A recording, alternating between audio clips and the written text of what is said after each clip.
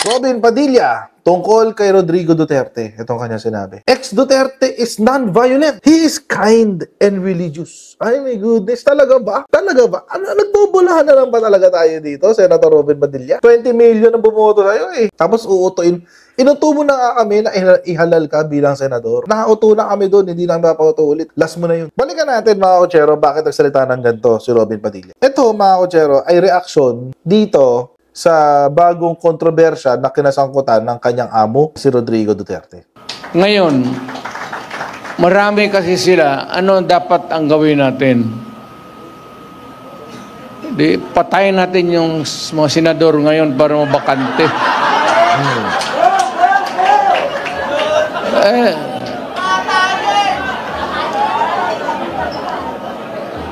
Kung makapatay tayo ng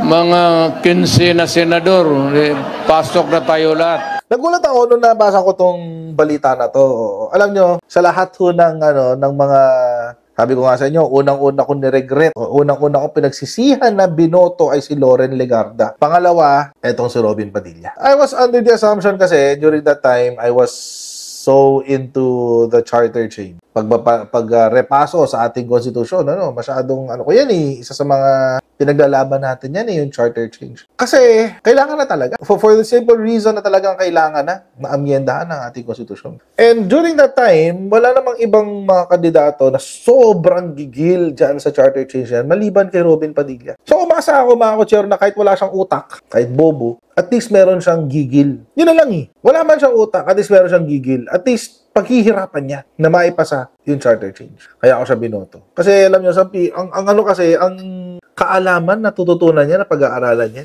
Basta gigil kang matuto, mapag-aaralan mo yan eh. Basta meron ka nung gigil ba? Na kailangan matutunan ko to, kailangan maisulong ko to, kailangan mailaban ko yung pangarap ko, etc. etc. Basta meron ka nung gigil na yun. Lahat magagawa mo. Mag-aaral ka, gagaling ka, etc. etc. Ang problema itong kay Robin Padilla, ano lang pala siya? Manchurian candidate. Nanigurado lang pala itong si Digong na meron siyang boses sa Senado. Ganun lang si Robin Padilla. He's nothing more than a parrot. Kung anong sasabihin ng amo, yun ang sasabihin sa lahat. Mukhang siya ay pabor lamang sa charter change dahil yun ang gusto ng kanyang amo na si Rodrigo Roa Duterte. Meron nabasa kanina. Ito yung kanya sinabi. Sabi ni Robin Padilla. Robin Padilla, tungkol kay Rodrigo Duterte. Itong kanya sinabi. Ex-Duterte is non-violent. He is kind and religious. Ay, my goodness. Talaga ba? Talaga ba? Ano, nagbubulahan na lang ba talaga tayo dito, Senator Robin Padilla? 20 million ang bumoto sa'yo eh. Tapos uutuin. Inuto mo na nga kami na ihalal ka bilang senador. Nakauto na kami doon, hindi namin mapauto ulit. Last mo na yun. Balikan natin mga kotsero, bakit nagsalita ng ganito si Robin Padilla. Ito mga kotsero ay reaksyon dito sa bagong kontrobersya na kinasangkutan ng kanyang amo, si Rodrigo Duterte. Ngayon, marami kasi sila, ano dapat ang gawin natin? Di, patayin natin yung mga senador ngayon para mabakante.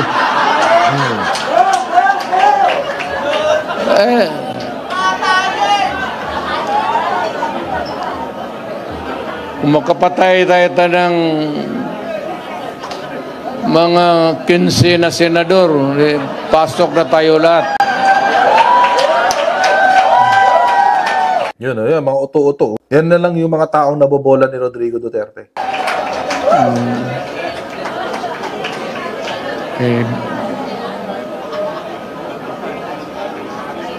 Pero kawawa naman. Pero nakakainis kasi yung, hindi naman lahat. Pero, sabi nga, talking of opportunities, the only way to do it is to pasabugin na lang natin yung ano.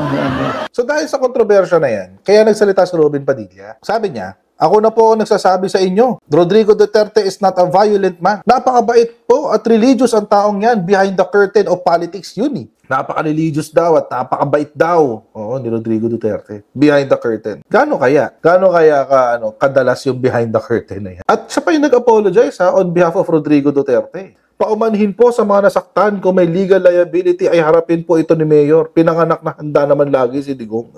May ganun pa talagang build-up ito si Robin Padilla. Siya pa yung nag-apologize para kay Digong. Bakit ikaw ba yung nagsalita? Napasabugin na lang yung Senado. Hindi, di ba? Bakit hindi mo inawat yung boss mo nung panahon na yun na nagsasalita siya ng mga ganyang kabalbalan niya? Katabi. Pasok na tayo lahat.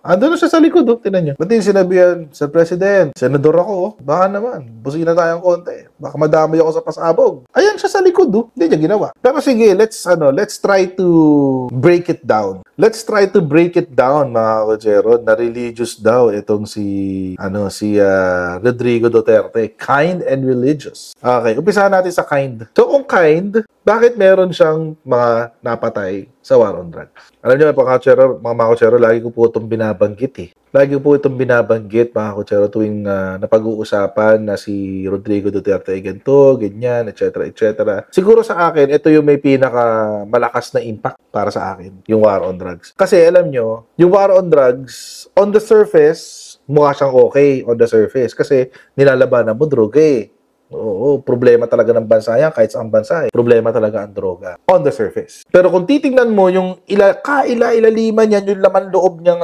war on drugs na yan, kalokohan yan. Napakadumi, napakabaho, nakakasulasok. Sulasok ba ang tawag doon? Nakakasuka, nakakadiri yung nangyari sa war on drugs na yan. At mga kotsero, siguro ang pinakamalaking turn off sa akin dyan sa war on drugs. Nung una, pinagtatanggol ko pa yung war on drugs. Habang tumatagal, ang sinabi ko naman sa inyo, nung pumasok ako sa law school, na-realize ko how much of a BS it is sa pinaka-nakakadiring parte. Kung paano sila gumawa ng listahan dyan. Kasi, mga kotsero, di ba sabi ko sa inyo dati, maski si Rodrigo Duterte, aminado na hindi siya sigurado sa kanyang drug matrix. Sorry kasi kamali kami. Mali pala yung drug matrix namin. Pati yung drug matrix namin pang-opisyal, mali. Sabihin nila, war on drugs to Meron talagang collateral damage. Labanan natin ang droga. Tulad ngayon, nilalabanan naman ni PBBM ang droga. Meron ka bang 20,000 na patay? Wala. Marami ka bang nako-confiscate na droga? Marami. Punta kayo tayo sa religious. Religious daw Who is this stupid God? Ang ginawa niya, kinain ni Eve. Tapos si Eve,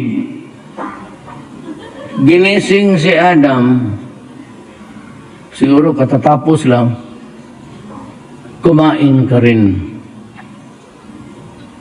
So kinain ni Adam. Then malice was born.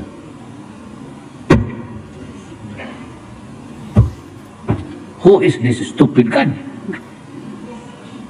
Stupido talaga itong putang akong ganun. You created something perfect, and then you think of an event that would take and destroy the quality of your work. How can you rationalize a God? Maniwala? Ikaw, maniwala ka? Kaya nga sabi ko, maniwala niyang. So tayo ngayon, all of us are born with an original sin. Ang original sin, sin, ano man yan? Was it the first kiss? O what was the sin? Bakit original? Nasa home ka pa, may kasalanan ka na. Tsak-tsak, walang unang nanay pati tatay mo, wala ka makasali. Tapos ngayon, may original sin ka. Anong klase? Anong klaseng reliyon yan? Yan ang hindi ko matanggap. Hindi mo po tanggapin. Alam niyo mga kotsero, ako hindi pa po ako abogado. Sure ako dyan. Pero 4 na taon ho ako nag-aral ng teolohiya.